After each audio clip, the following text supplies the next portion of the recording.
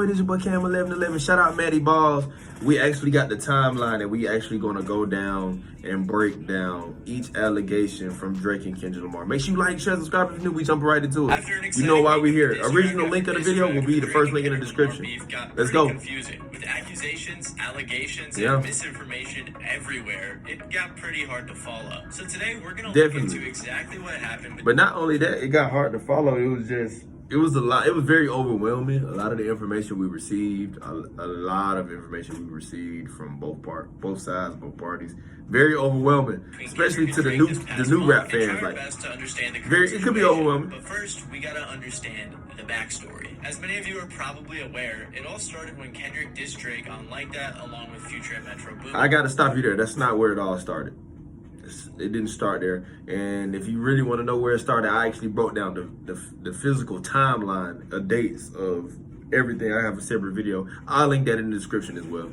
Kind of. The beef actually has been going on for a very long time. 10 years. Since Kendrick called out Drake on Control. It's okay, here we go. Over the years with subliminals from both parties and finally boiled over this year. I explained it all in detail in this video on screen, so if you want to check that out for the backstory, feel free. Regardless, the main event started after Kendrick directly called out Drake on Like That. He said things like, "Mother F the big three, it's just big me." Yeah, for sure. Like that, and your best work is a light pack. Prince outlive Mike Jack, and it's a lot of goofies with a check. I hope them sentiments symbolic. Again, I covered this on the video I showed. Yeah, definitely, bro. Incredible verse still. He didn't say anything crazy about Drake, but he did directly call him out. J. Cole definitely caught a few dishes, but most of it was aimed at Drake. But then things went quiet until 22 days later when Drake finally responded.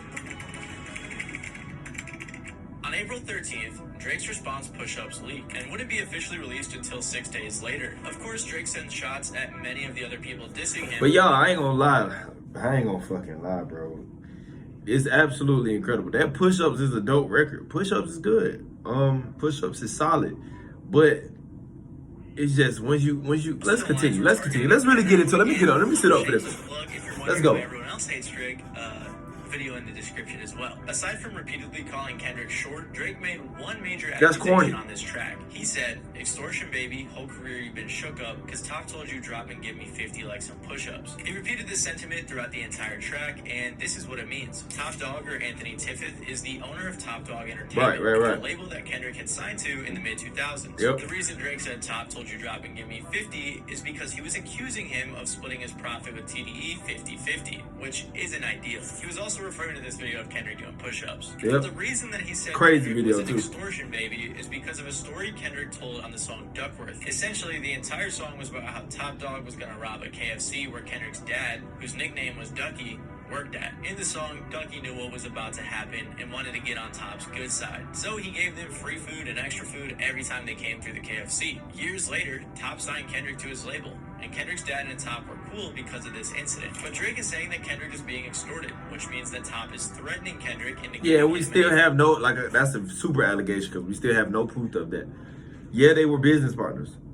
Top signed K-Dot. You know what I'm saying? But that don't mean he was extorting them. We still have no proof of that.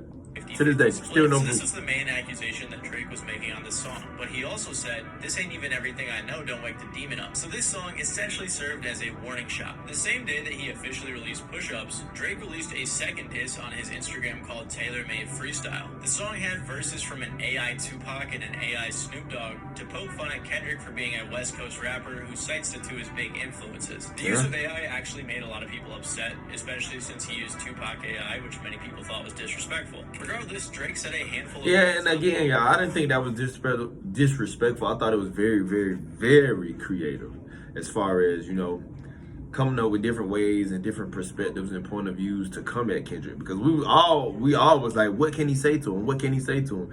And when you really look at it and break it down, Drake really didn't say much to him. Like, honestly, what did Drake really say to him? Besides he's short, got small feet, beat his wife, and cheated on her. But that's shit we already knew. We didn't know about him beating on her. We still have no proof of that. You know what I mean? Another allegation. Song, with one of the main ones being, "What's taking so long with waiting on you? As soon as you get the courage to drop, I'm out on the loose." He said this throughout the whole track because it took Kendrick some time to respond. Although to be fair, Drake also took 22 days, and I think people but see, that's fair though. That's fair. But I want to know why they always move. Why do they move the goalposts? That's a fair critique. It took Drake 22 days to put push-ups out. But they were saying how Drake's scared, Drake ain't gonna respond, Drake is a sucker.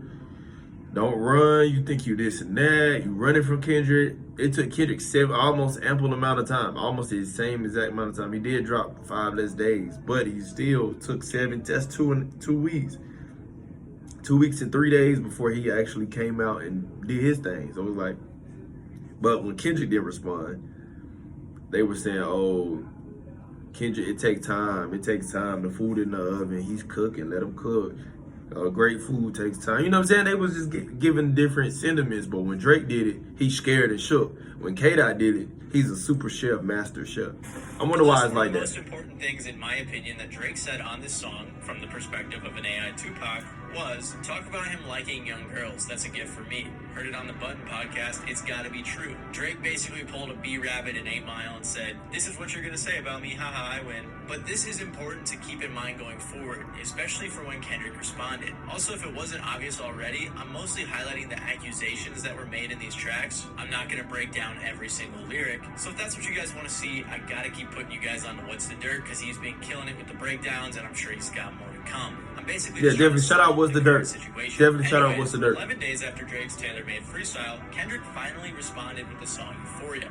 He made a lot of accusations that and Euphoria is a banger. Of this beef. I calculate you, not as calculated. I can even predict your angle. Fabricate stories on the family front, cause you heard Mr. Morale. A pathetic master manipulator. I can smell the tails on you now. I think this has gone unnoticed, but Kendrick basically did the same thing Drake did in a sense. He definitely by saying did. that he knew what Drake was going to bring up about him. But this was another accusation that would be a centerpiece in this beef. The first major accusation that Kendrick made on this song was that Drake tries too hard to be someone he isn't. It's no accent you can sell me. He hate the bitches you fuck cause they confuse themselves with real women. Then notice I said we, it's not just me. I'm what the culture feeling. That's nasty. Fairy tale stories about your life till we had enough.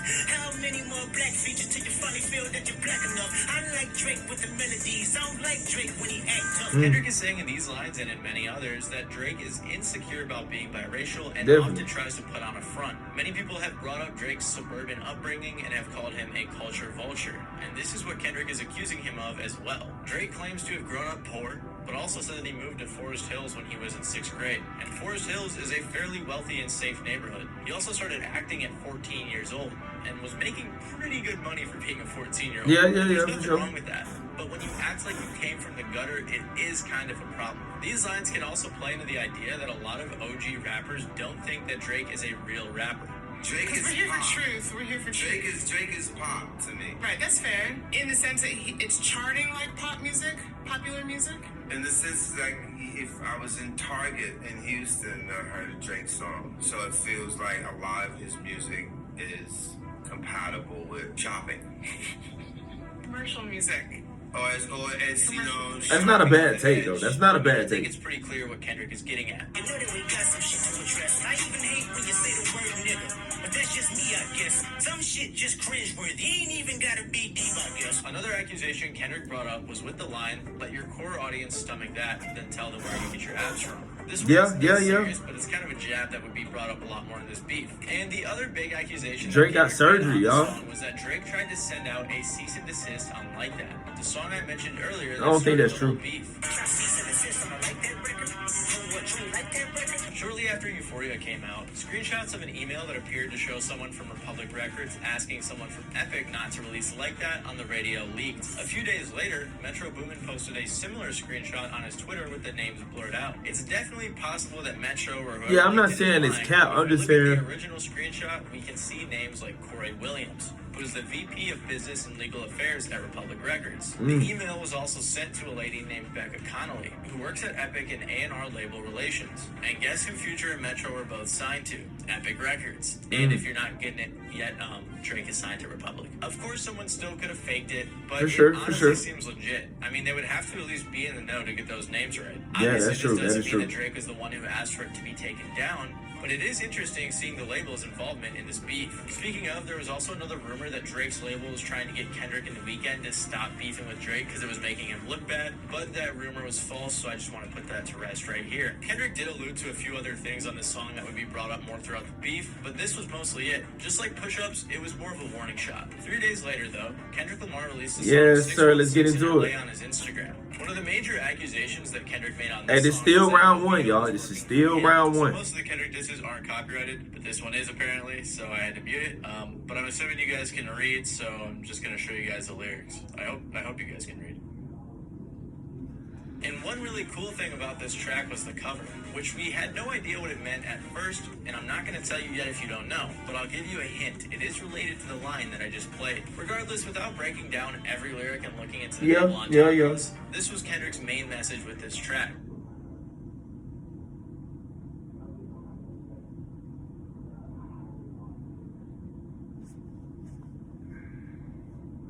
Again, though, most of these were allusions to what would come in future tracks. And then things got very serious very quickly. Round two, let's go. Let's go. Round really two. Tricky and very hard to follow, so I'm going to do my best to make it as simple as possible. The same night, on May 3rd, Drake released Buried Alive Interlude Part 2 on his Instagram, which was kind of a teaser diss for what was to come and not really worth mentioning. But right after that, he released the track Family Matters. One of the first important lines is when he said, "You better have some paperwork or that fake tea." For the sake of simplicity, we can assume this is about the cease and desist. So Drake is basically denying that he did that. But they do seem to have some paperwork, unless... Yeah. We did have some email track. We did have paper trails. We did have emails. We did have, text messages of people making phone calls, trying to shut it down. And if you're in the loop, don't worry, we'll come back to this line later. On this track, Drake accused Kendrick of a few pretty serious things. The first thing Drake accused him of was always rapping like you're trying to get the slaves freed, you just acting like an activist, it's make-believe. This is something that's been brought up in sneak disses at Kendrick over the years, especially because of how much black empowerment is a big theme in his music, especially in albums like To Pimp a Butterfly. But a lot of fans were upset with how Drake went about this line. He followed up with, "Don't even go back to your hood and plant no money trees," which actually isn't true, as he is known to give back to the community quite often. Later in the track, Drake said... Yeah, but see, I ain't gonna see that shit right there. Isn't like, we went back and fact checked if he was planting money trees and giving back in his community and giving opportunities, and he was. But it's just a cool line. But again, it always goes back to what I've been saying. What has Drake actually said to Kendrick Lamar? Like, what is he actually saying? What has he actually said? What has he been saying on his last albums, like his last 4 albums? What did Drake tell you? What's the message he conveyed? So even with these diss songs, what message did he really convey? Yeah, Family Matters is a banger. It's a hit record. It's really dope. It's solid. What is he saying? Just cool, witty lines, meme rap. You know what I'm saying? Y'all let me know if I'm tripping with that tape. You can't listen to lies that come out of your mouth. You called the Tupac estate and begged them to sue me and get that shit down. So again, he denies the cease and desist accusation, then says Kendrick tried to get tailor-made freestyle taken down, which again, we don't have much proof for. The second thing Drake accused him of was that one of Kendrick's kids was actually his manager, Dave Free's kid. He said, "Your baby mama captions always screaming, 'Save me.' You did her dirty all your life, you're trying to make peace." Drake alludes to a few things here, with one of them being the fact that Kendrick supposedly cheated on his fiancée Whitney. Many people believe on his song Mother I Sober, Kendrick admitted to cheating on her, which is likely based on the line, "Intoxicated, there's a lustful nature that I failed to mention. Insecurities that I project, sleeping with other women. Whitney's hurt, the purest soul I know, I found her in the kitchen." Then he obviously said that one of Kendrick's kids is actually Dave Freeze. Like I said, Dave Free is Kendrick's manager. Yeah, see, that's where it gets Kendrick's sticky. fiancée doesn't follow him, but she does follow Dave. Although, to be fair, they never followed each other on Instagram to begin with. There isn't really much more proof for this, so it might be a while before we know whether or not it's true. But the third thing Drake alluded to Very in that shaky, line she was gets the sticky. third major accusation that he made on Because I want to know, if that is Dave Free kid, right? And you supposed to be Kendrick's man, how do K-Dot feel? Is K-Dot still fucking with him? You know what I'm saying? Like, no way K-Dot still fucking with him if he fucked your wife, or girl, or baby mama, whatever, and you supposed to be his man? Y'all supposed to be cool? Y'all supposed to be locked in? No way they still solid. No way. Girl, is it self-defense because she's bigger than you? He also said, proposed in 2015, but don't want to make her your actual wife. Then he ended the track by saying, they hired a crisis management team to clean up the fact that you beat on your queen. This was the major allegation that came from this track. Is it Drake true? did double down on things like Kendrick being extorted by Top, but this is the info that blew people away. First of all, it is true that Kendrick and Whitney have been engaged since 2015, unless they got secretly married somewhere and no one knows about it. But there is a lot of misinformation around the whole assault allegation. Hey, what's the benefits of being engaged for 10 years? No, it's 2024. That was 2015. It's almost 9 years. What's the benefits of that, though? What's the benefits of being engaged, honestly? What is the benefits to that? Y'all let me know in the comments. Called OK Liar, in which they made the claim that Kendrick hit a girl because of this video. He was told to go into her room to help some girl get down to the casino because she was scared. She ends up being all bloody and everything. His first name was Kendrick. Kendrick Lamar? Yeah. Wait, what do you do? I mean, he beat up some chick. He was like, this stuff going on TMZ. I think I need to make a phone call. Many people speculated this was about Whitney, although there was a photo of them rock climbing right after the incident, and she looked perfectly fine. Kendrick also addressed it in a Breakfast Club interview. Story about you, and I was like, there's no way this is true. Yeah. When they said you were in Vegas and you beat some guy bloody and you did something to some female, Yeah. and they said they had evidence and all of this, and then I never heard anything about it again. Yeah, because it's foolishness. That's the most ignorant stuff I ever heard made up. I was like, Kendrick did that? I doubt it. And, you know, that person whoever made that up owes an apology. Not to me, but to women that actually go out there and get abused. You dig what I'm saying? That's a real issue. And There was also someone back when these allegations came out who Yeah, showed that's- pictures that of is a Kendrick crazy staying somewhere accusation. else at the time, not where they claimed he was in the video. Many pointed out that there was no police report filed from this incident, which definitely is important for evidence. Also Definitely. included on That's OK paper Liar trail. was a post apparently from a website called Media Takeout. They said, shortly after Media Takeout published the article, we were reached out to first by people we know who worked at TDE who asked us to delete the article. We were told that the woman was lying and that the incident never happened, which, even if it was true, would make sense if the allegations were false. We also saw Whitney's brother supporting Kendrick on Twitter, and while this definitely isn't evidence, it could help support Kendrick's argument. But in general, Hey, so I want to know though this, y'all. Even say K-Dot and his fiance or whatever she is to him, outside of just being the baby mama, right? With all due respect to K-Dot, if you see this, but it's like, what does it benefit or what does it change? Scratch that. What does it change if he did get into a scuffle with his wife or his fiance, and he ain't just like punch her down or, you know what I mean, punch her down on some shit, but he just, they got into it, you know what I'm saying, pushing, shoving, wrestling type shit. What does that change? Y'all let me know in the comments. there isn't really any hard evidence that Kendrick did this. That doesn't mean it's impossible, but I also want to make sure... Yeah, we not everyone's gonna put nothing aware past that nobody. We don't trust you, industry for no fool. reason. It is also interesting if we refer back to the line on Euphoria where Kendrick said he could predict Drake's angle, which was fabricating stories on the family front. So right after Drake He made did. these He huge did. allegations against Kendrick did one of the craziest things ever. And like 30 minutes after Drake released Family Matters, he released Meet the Grams. This was definitely one of the coolest things I've seen in rap, I gotta say. And just seeing the two biggest rappers go head to head right after each other was awesome. First, I gotta start off by saying Incredible, cover by the way. for Meet the Grams was a zoomed out picture of the glove from 616 in LA, and allegedly it was sent to Kendrick by a mole on Drake's team. So that teaser was super interesting. Although I will say the cover was later removed for reasons we don't know. But Kendrick made some pretty big claims in this song as well. And pretty early in the song, Kendrick brought up a very serious allegation. The sex offenders on Hovio, they keep on the monthly allowance. And a child should never be compromised, and he keeping his child around him. And we gotta raise our daughters knowing there's predators like him lurking. Fuck a rap battle, he should die so all of these women can live with a purpose. Industry 12 years, I'ma tell y'all one little secret. There's some weird shit going on, and some of these artists be here to police it. They be screaming 100 victims all inside of their home and calling them tenders. It's so They eerie. make videos of themselves to further push their agendas. Here, Kendrick accuses Drake of being up to some pretty suspicious behaviors, if you get what I'm saying. First off, he mentioned how Very Bobby eerie. Nice, one of the people on Drake's label OVO, was arrested in 2014 for human trafficking, procuring prostitution, and assault. He was accused of forcing a 22-year-old woman into prostitution. To be fair, the human trafficking and procuring for prostitution charges were dropped, but he served 6 months for the assault charge. Ooh. Then Kendrick brings up some of Drake's strange behaviors. One that fans often criticized was the fact that Drake became friends with Millie Bobby Brown when she was 13 and he was 31, which is definitely strange. Although Yeah. she did defend him on social media It and is say shaky. it wasn't weird. Regardless, this was always unpleasing to fans. There was also another very weird video where Drake had a girl come up on stage, asked her age, and she responded with 17. At the time, he was 23 years old.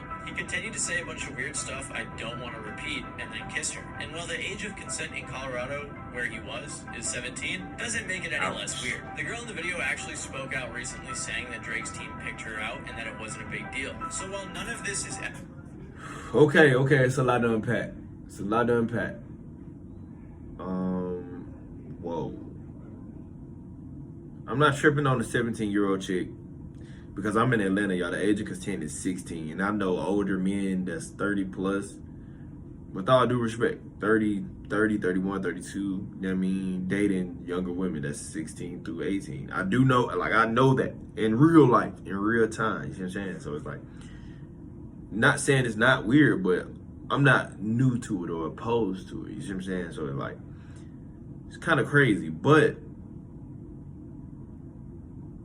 Drake, you gotta address it. Evidence that he's a straight up PDF file or whatever. We not gonna call him PDF though. It's definitely smoke that could be coming from a fire, or however that saying goes. The third thing that Kendrick alluded to in that verse was industry elites, like Drake possibly, running trafficking rings from their own homes. Again, we don't have any evidence that Drake actually is up to this, but there are a few strange instances. For example, one girl on TikTok has made the claim that Drake has his own private Tinder, where someone from OVO goes around finding girls for him. And while there isn't any hard evidence for this, fans think Drake straight up admitted it on Chicago Freestyle when he said, "All good, Chubbs will look around, find one that seemed my type. That's my dog, and he knows what I like. He done found me plenty in my life." Regardless, it's interesting to think back to the line on Taylor Made Freestyle I mentioned earlier. On the verse after that one, Kendrick made his second huge claim, and it was that Drake is a deadbeat dad to his daughter, and no one even knows if she's real. Dear baby girl, I'm sorry that your father not active inside your world. You don't commit too much, but it's music, yeah, that's for sure.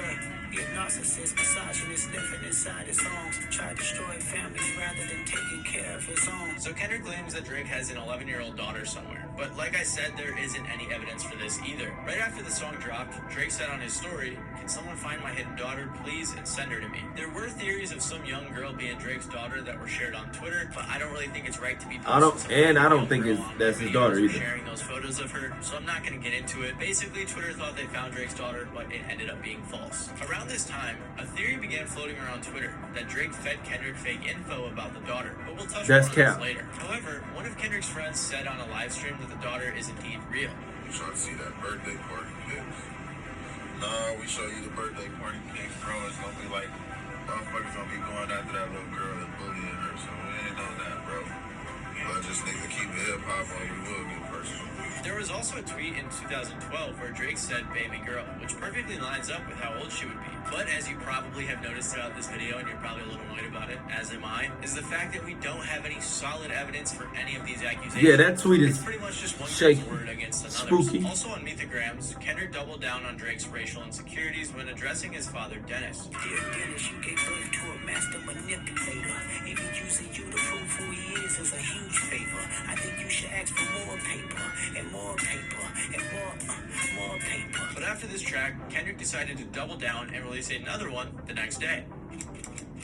Round 3.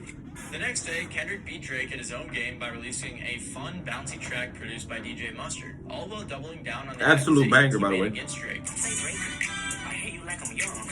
You better have go to cell block 1. Any bitch that talk to him and they in love, just make sure you hide your little sister from him. Chilling like a bitch, ain't you tired? Trying to strike a chord and it's probably A minor.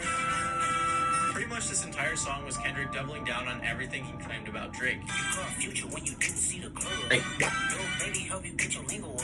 What? 21 get your first street cred. That shit a banger, y'all. This song is a banger. Grandma said you could be from North Side. 2 Chainz say you good, but he lied. Number 1 in the world. I know when you need a few dollars, no, you not a colleague, you a fucking colonizer. He again echoed the idea that Drake is a culture vulture who basically just steals everyone's sauce. I also think it's important to note the cover of the song, which is Drake's mansion with a bunch of symbols that represent symbols you may see on a sex offender registry. But Drake, of course, had to respond to this. So he did the following day on The Hard Part 6. Remember earlier when I said there was a theory that whoever told Kendrick that Drake had a daughter fed him fake information? Well, Drake claimed that was the case as well. He said, "We plotted for a week and then we fed you the information. A daughter that's 11 years old, I bet he takes it. We thought about giving a fake name or a destination, but you so thirsty you not concerned with investigation." Also, Drake saying that he fed him fake information, if he really did, could tie all the way back to the line on Family Matters when he says, "You better have some paperwork or that shit fake tea." Many people assume this is about the cease and desist because Kendrick brought that up on Euphoria, but if Drake really was playing 4D chess here, that really could be referring to the fake daughter before Kendrick even released Meet the Grams, which would be absolutely insane, but we may never know if it's true. Again, there isn't much to prove this. Yeah, it's I'll not, get back it's to not, this it's in a not. minute. Drake also brought up the Whitney and Dave Free stuff, saying, and why isn't Whitney denying all of the allegations? Why is she following Dave Free and not Mr. Morale? Drake was addressing everything, even the PDF file accusations, but he addressed it in a way that upset a lot of people. He brought up the fact that Kendrick said he was molested on Mother I Sober. Yeah, that which was is why that's Drake thought Kendrick trash. was obsessed with this angle on his diss song. In reality, though, Drake actually misunderstood the song, as Kendrick explicitly said he wasn't. Drake also said, "I never been with no one underage, but now I understand why this is the angle that you really mess with. Just for clarity, I feel disgusted. I'm too respected. If I was f***ing young girls, I promise I'd have been arrested. I'm way too famous for the shit you just suggested." A lot of people thought this was a very weak way to address the allegations, because famous people like Epstein, for example, are very much so capable of this. Yeah. It's very weak. That shit is very weak. Very weak. The last two diss tracks released were the guys doubling down on what they had already said and denying the allegations that they made against one another. Most recently, Drake posted on his Instagram story, "Good times, summer vibes up next," which many people believe means Does that mean he's walking away from it, y'all? Or is he? Act said he's still going. Shout out to Act. Shout out the chat. You know, the chat boys, man. The Scorpions in the chat. with the beef. But there's one more moving piece that is still crucial to this beef.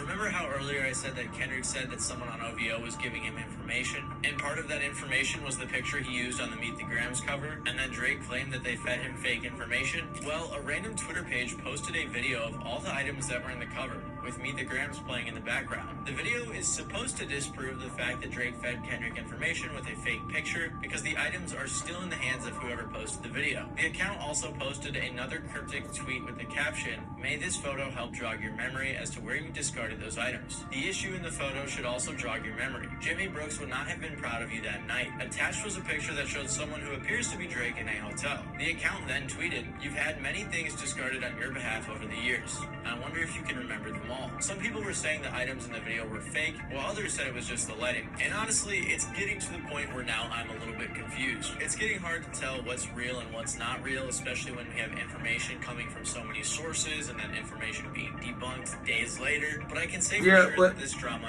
I ain't gonna lie to y'all. It was definitely shaky, and I was on the stream with Act when we was actually all breaking it down, because the whole industry, I know every time Act go on stream and there's some shit going down, the whole industry in there, myself included.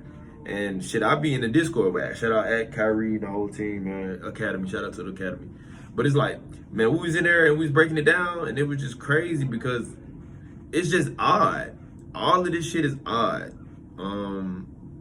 I mean, we see what's going on with Diddy right now. It's not something we could just pass through. It's something we definitely gotta open our third eye to, though. If you know, you know. So how y'all feel about these allegations, man? What y'all feel is real? What y'all feel is true? Y'all let me know in the comments, man. Get in the comments. You know I'm in there 24 hours a day. I'm locked in, trying to engage, trying to debate with you guys. So make sure you like, share, subscribe if you're new. I'm signing out, y'all. Love.